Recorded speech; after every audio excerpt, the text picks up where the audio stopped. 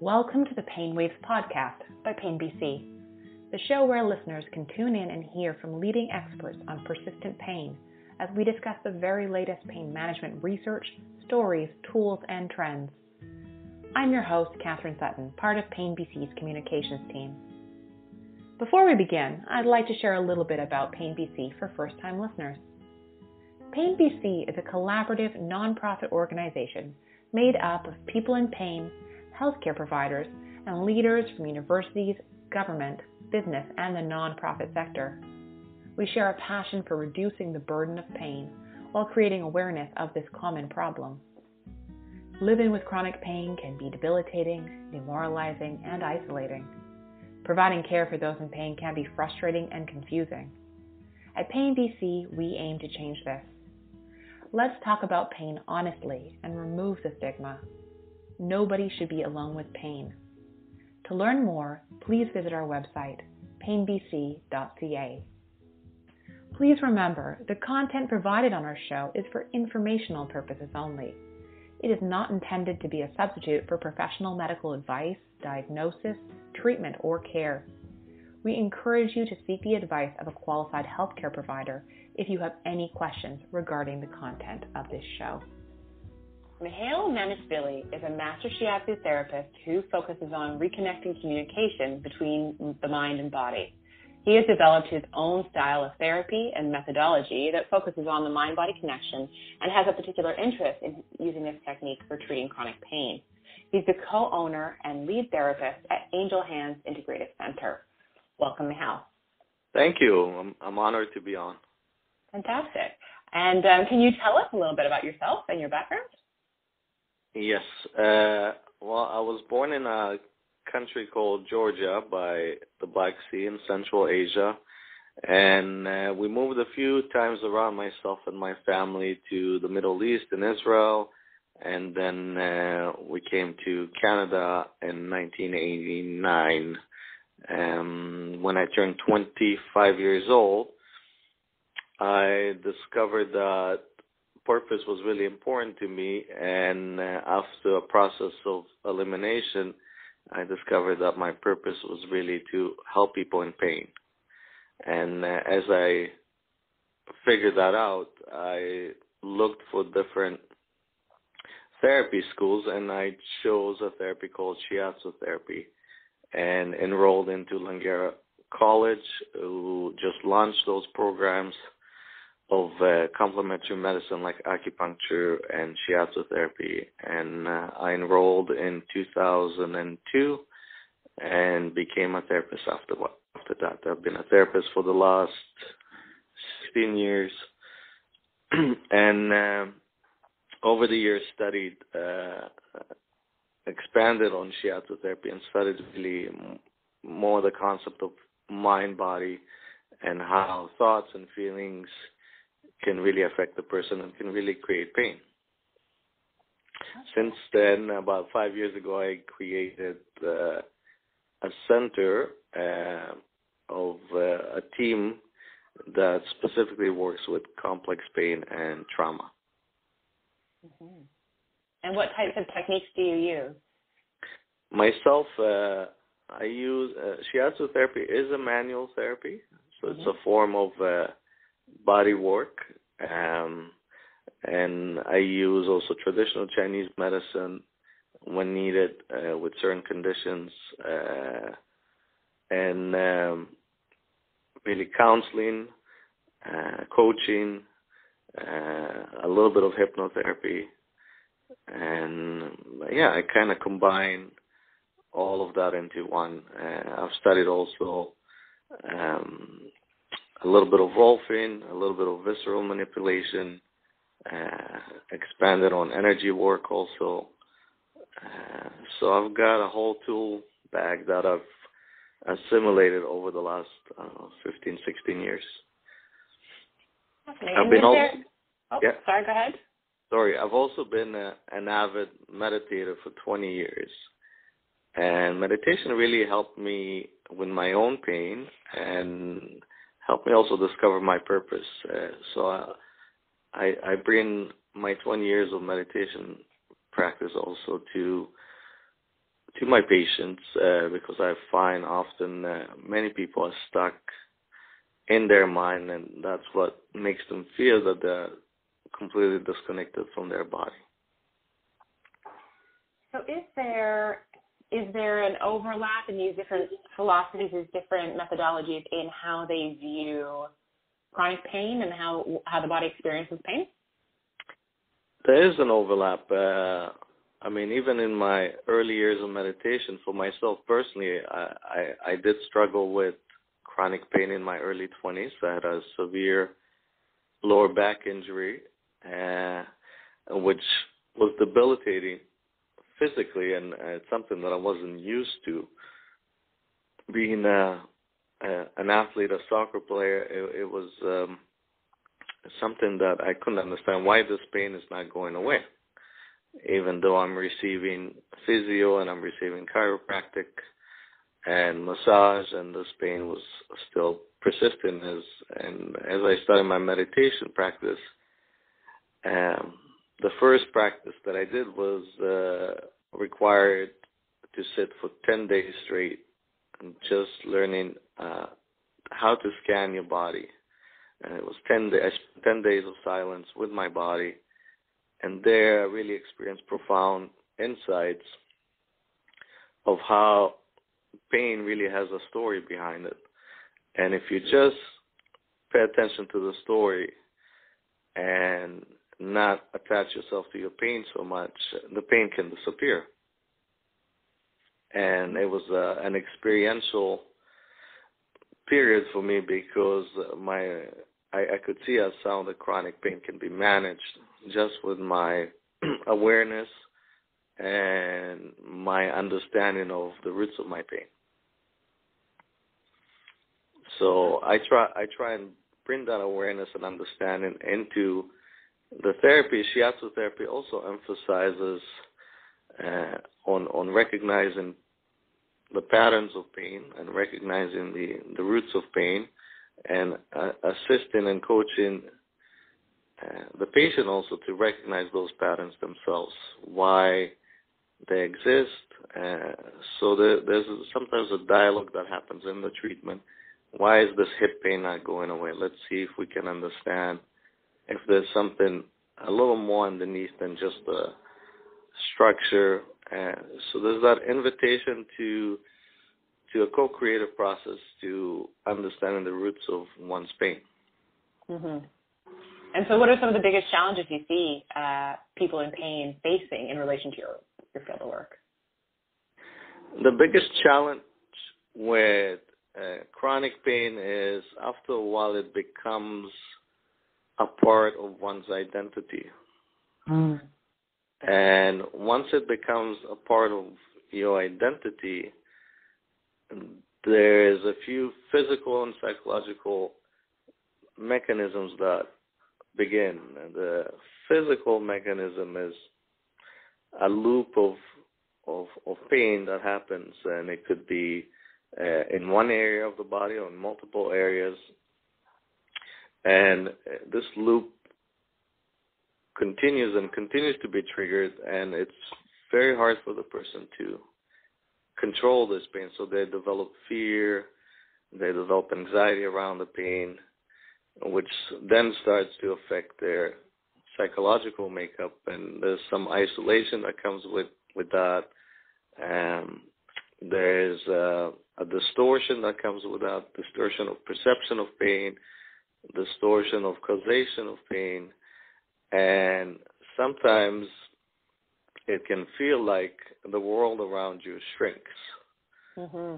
And a lot of people end up being in what I call the pain prison. And the pain prison is where, after a while, that's all you know. Your life is being limited by this pain.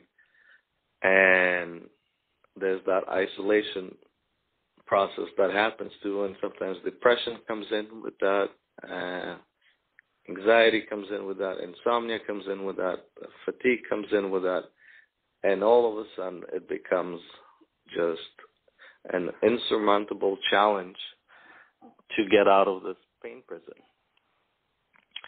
And years go by, and that's my identity. I'm in pain, and that's the biggest challenge. And when it comes to changing those patterns, the change seems so difficult. So people at times actually choose on an unconscious level to stay just where they are.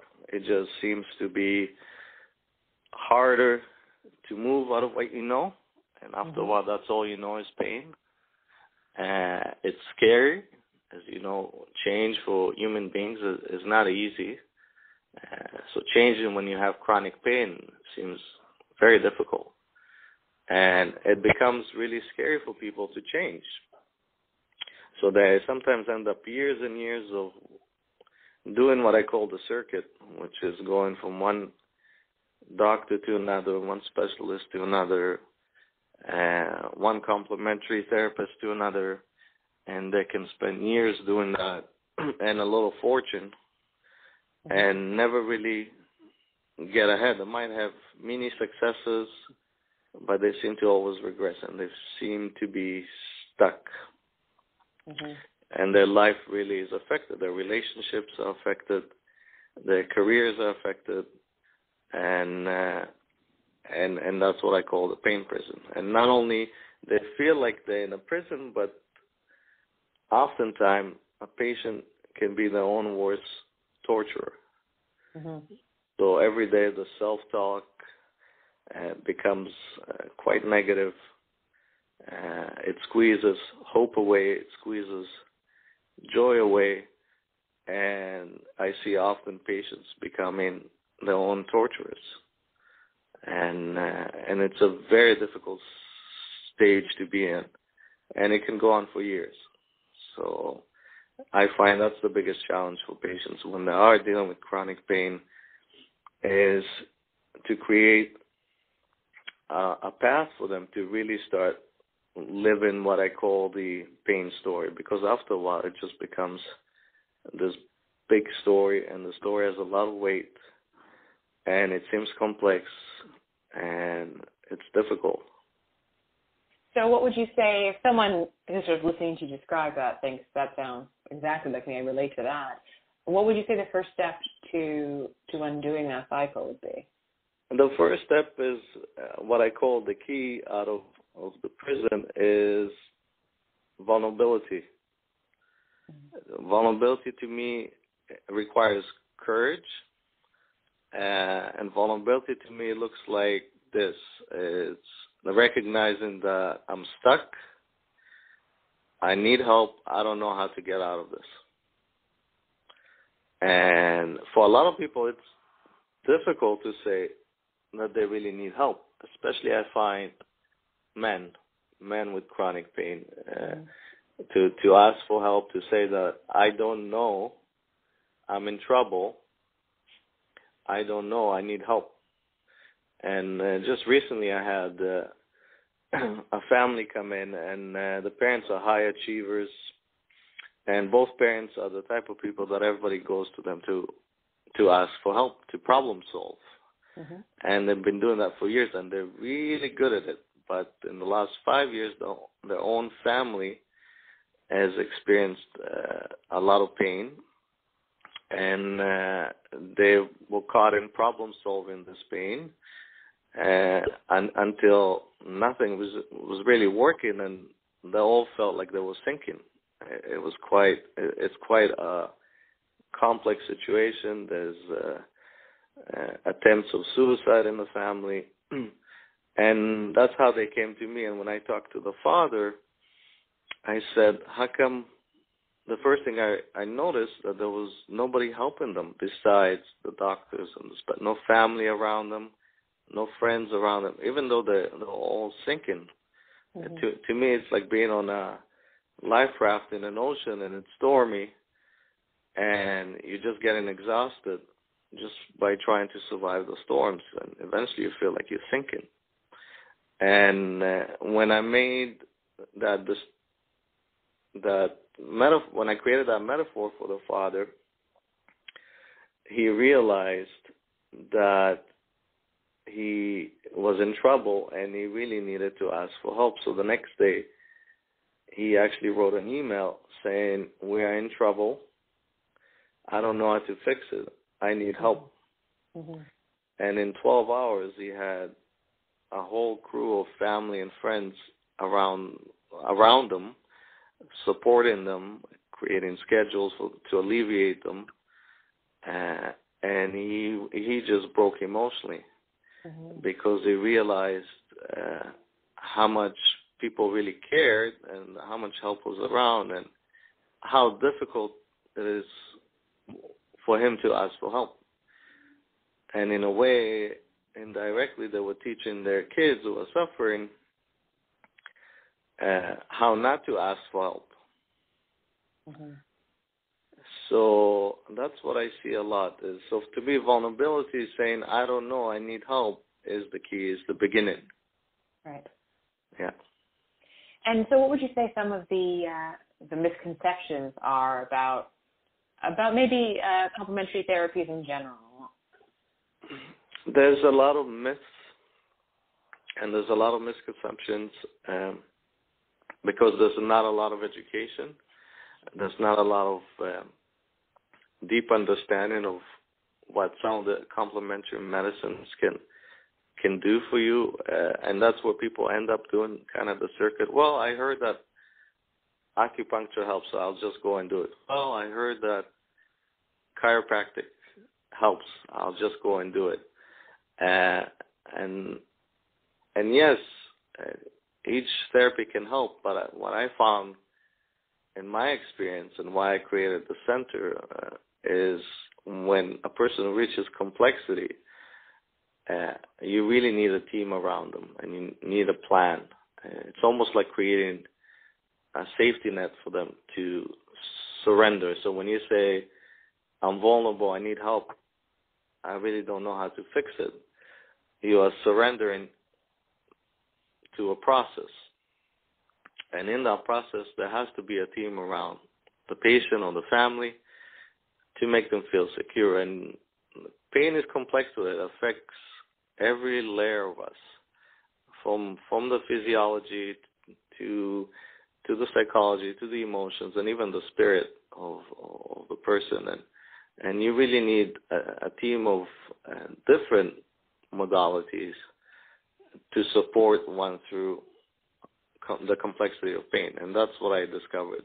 And even research has proven it. SFU a few years ago did a research about complex pain, and what they realized that it does affect every layer of the person, and you really need a team today to work with, a team that can communicate with each other also, and that's how you can really assist a person to move out of a pain state.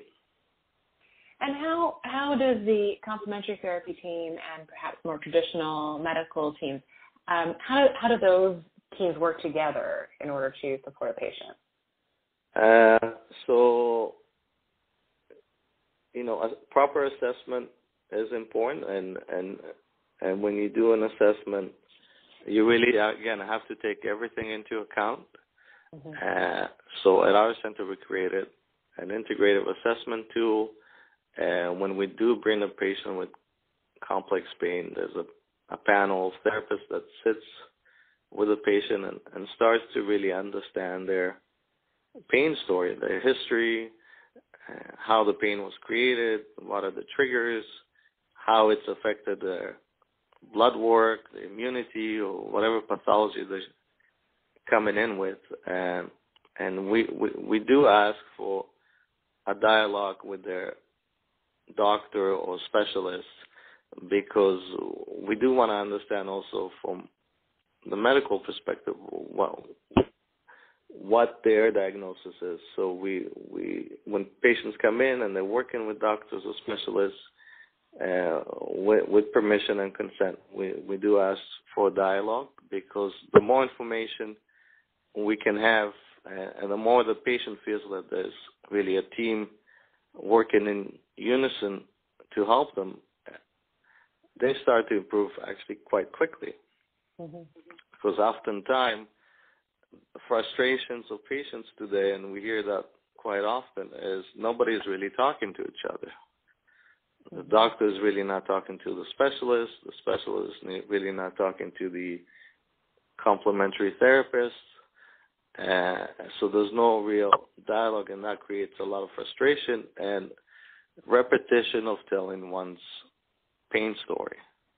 And we hear that a lot from patients. I'm so frustrated. Nobody's really talking to each other, and I have to repeat myself over and over again. So it's an exercise in frustration for them, and they start losing hope. Mm-hmm. But if you do have dialogue between the complementary therapists and the doctors and the specialists, the patient psychologically improves already by 10 to 20% right there, knowing that they are really understood, they're really heard, and they're cocooned in a way. It's almost like I always use the metaphor of rescuing someone from an island, mm-hmm.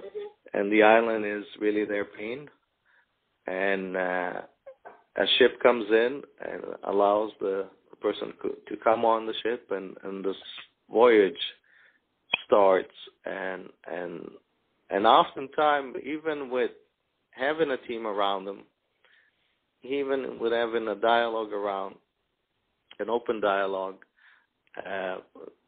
a patient always has what I call, resistance. Mm-hmm. So there's always initially some resistance that naturally arises when it's time to change, especially from a chronic state. And some of it is self-sabotaging behaviors. Some of it is excuses of why not to keep going. Sometimes it's the environment that holds them back, family members, work environment, relationships. So oftentimes in the beginning, we always have to fight through and push through some resistance, some fears, which are natural almost with every patient that is in chronic state. So a lot of people living with pain may be on disability or otherwise have limited financial resources. Would you have any advice for how to best access these types of therapies for folks who have limited means?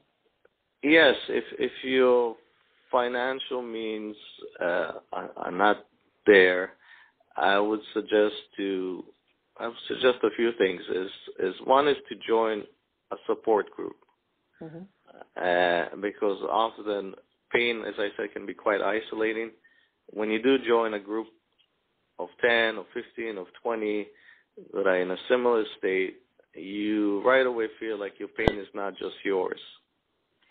And you do get the support naturally that happens between patients. So to join a support group, I think, is essential. Second, with low income households, there are clinics that do offer coverage through MSP. At our clinic, we do offer that. Also with low income earners, there's coverage through MSP so they can get some treatment, and it's best to maximize those treatments in a clinic that actually does work together. Mm-hmm. When you do have a multidisciplinary team. So that's what I would suggest. One is to find a support group. Two is to find a team that can still work with you, even with limited coverage. And three is to ask actually for support from your friends and family. Mm-hmm. But oftentimes those can be also the triggers. But if your family is not a trigger for pain, your relationships are healthy, having that support around you, the community support around you is also important. Fantastic. And there's a lot of different approaches in this area. How would you advise someone who is excited about complementary therapies but perhaps is overwhelmed by the option?